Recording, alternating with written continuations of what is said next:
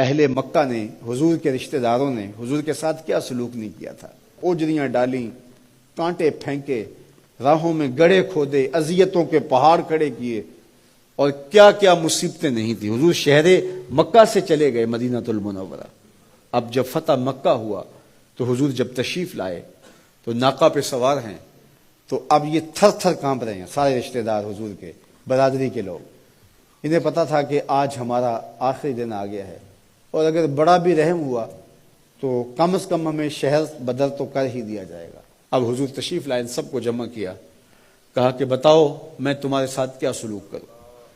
تو انہوں نے کہا کہ آپ کریم باپ کے کریم بیٹے ہیں، ہمیں آپ سے اچھے سلوک کی توقع ہے۔ اور ان کو توقع یہ تھی کہ ہمیں قتل نہ کیا جائے، شہر سے نکال دیا جائے۔